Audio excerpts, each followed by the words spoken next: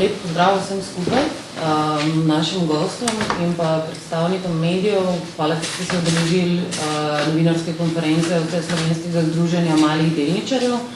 Namen današnjega srečanja je, da predstavimo srečanje evropskih in svetovnih organizacij delničarjev in investitorjev, ki bo med 19. in 22. junijem potekalo v Ljubljani.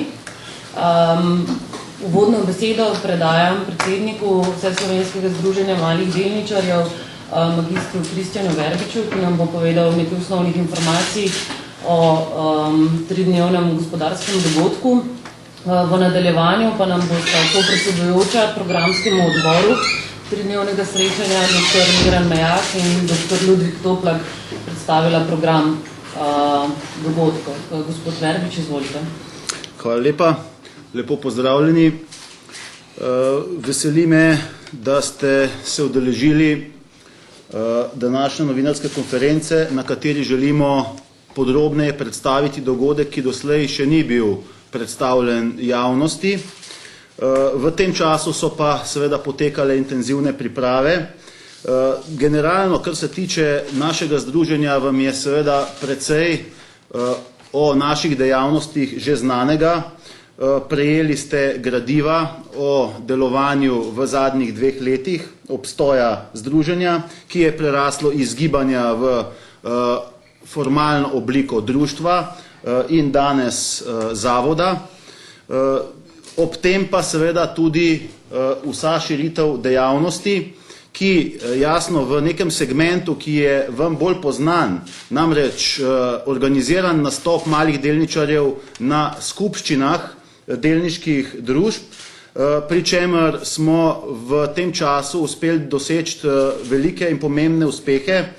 Pripoznani smo praktično v vseh pomembnih družbah kot tisti partner, s katerim se dogovarjajo o organiziranem sodelovanju pri nastopu in zbiranju pooblastil za skupščine in pa tudi o vsebinskih točkah. V smislu organiziranja malih delničarjev smo dosegli velike uspehe tudi pri vprašanju oblikovanja paketov delnic in možnosti prodaje tistim, ki niso uspeli prodati delnic ali pa so za njih torej prejemali ali pa jim bile ponujene mizerne cene. Takšnih primerov je precej, kjer smo uspeli doseči vsaj 3-kratnik, pa tja do 10-kratnika siceršne vrednosti delnic v posameznem podjetju, kjer je šlo pogosto za delničarje, ki so bili hkrati tudi zaposleni in v tem smislu pomagali pri sanaciji podjetij ali pa bili primorani sodelovati pri certifikatskem lastninjenju podjetij. Pogosto se te zadeve povezujejo tudi v zadnjem času precej aktualnim vprašanjem menedžerskih odkupov. Poleg tega smo precej angažirani tudi pri vprašanju iztisnitev malih delničarjev.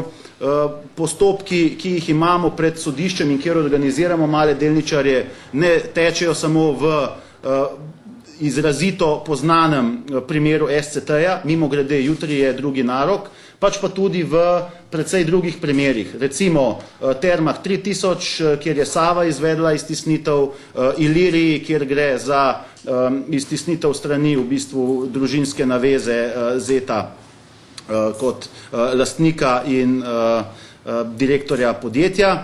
Skratka, teh primerov je precej. Poleg teh dejavnosti pa je seveda bila zelo malo prisotna izrazita aktivnost našega združenja in tudi uspehi na mednarodnem področju. V tem smislu smo se že v septembru leta 2006 uspeli vključiti v Evropsko združenje delničarjev kot polnopravni člani in v čast nam je, da po 1 letu in pol polnopravnega članstva pravzaprav uživamo to čast, da lahko organiziramo generalno skupščino Evropskega združenja delničarjev. Zatem smo se odločili včlaniti in vključiti aktivneje v Svetovno federacijo investitorjev.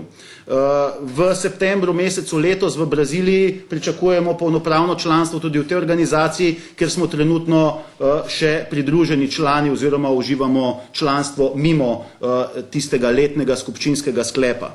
S tem v zvezi smo se odločili, da bomo skušali tudi v segmentu, ki je zelo pomemben, ne samo za specifiko povezano z malimi delničarji in preomenjenimi rečmi v našem prostoru, pač pa tudi vprašanja, ki zadevajo tuje investicije, ki zadevajo uspešnost slovenskega kapitalskega trga, tudi po plati tovrstnega angažmaja in tistega, kar lahko vse slovensko združenje malih delničarjev k temu prispeva. Torej gre za področje vzpodbujanja možnosti investicij, predstavitve tega v slovenskem prostoru in ne nazadnje v regiji, kjer je Slovenija oziroma naše gospodarske družbe dejansko tudi prisotna in lahko predstavlja strateško izhodišče za prisotnost tudi tujih subjektov v tem prostoru.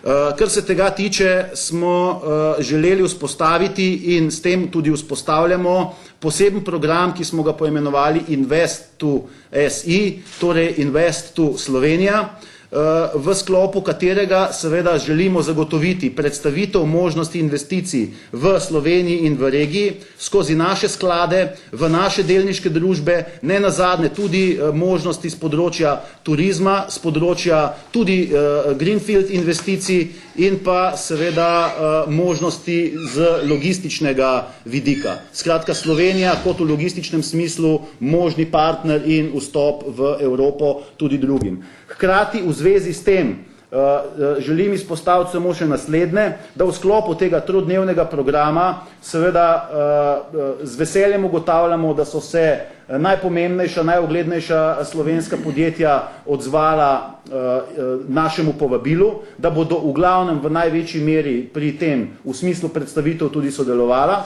To velja tudi za vlado in njene predstavnike ter vladne institucije, kot so JAPTI, kot je Slovenska turistična organizacija oziroma Direktorat za turizem, kot so pristojna ministrstva, kot ste lahko videli iz programa, se bosta aktivno udeležila našega programa v petkovem skupščinskem delu minister za gospodarstvo magister Andrej Vizjak in pa v sobotnem delu dr. Andrej Bajuk, minister za finance, kot uvodničar in verjetno tudi sodelujoči v razpravi, v kateri pa nas posebej veseli, o tem bosta več povedala kolega predsedujoča programskemu svetu tega dogodka, torej srečanja evropskih in svetovnih organizacij, delničarjev in investitorjev, da lahko gostimo tudi avtoriteti na področju, problemskem področju, ki smo ju razdelili v dva dela. In sicer dr. Erhard Busek kot koordinator Pakta za stabilnost jugovzhodne Evrope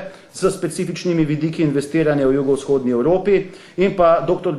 Giorgio Domineze kot koordinator Central Eastern European University Network, ki se bo kot uvodničar seveda posvetil vprašanju ekonomskih in političnih vidikov ter investicijskih rizikov na globalni ravni v današnjem finančnem okviru. Sicer pa seveda pričakujemo sodelovanje in prisotnost številnih vidnih strokovnjakov z področja ekonomije, financ in tudi širše. S tem v zvezi želim zaključiti z mislijo, da bo jasno Invest to SI letošnji pomemben dogodek in želimo, da bi bil, če ne vsakoletni, pa vsaj bienalni in hkrati zagotoviti v naših sestrskih organizacijah, tako znotraj Evropskega združenja delničarjev, kakor Svetovne federacije investitorjev, da podobno kot želimo mi njim omogočiti v primeru prisotnosti v našem prostoru z investicijami investicijskih klubov, ki jih zastopajo in predstavljajo, vse pomembne informacije iz prve roke, torej kdaj gre recimo za pomembne skupščine, za dokapitalizacije, za pomembne dogodke v zvezi z družbami in kako na njih sodelovati, da želimo s tem v zvezi zagotoviti tudi to, da se za investitorje iz Slovenije ali pa iz regije podobne možnosti vzpostavi tudi v državah širom Evrope in sveta za investitorje iz našega prostora strani naših sestrskih organizacij. To je želja, ideja, program, ki ga želimo tudi na tej generalni skupščini Evropskega združenja izpeljati in ki ga bom seveda zastopal tudi na generalni skupščini Svetovne federacije investitorjev letos v Braziliji. S tem v zvezi morda samo še predstavitev dokumentov, ki ste jih dobili.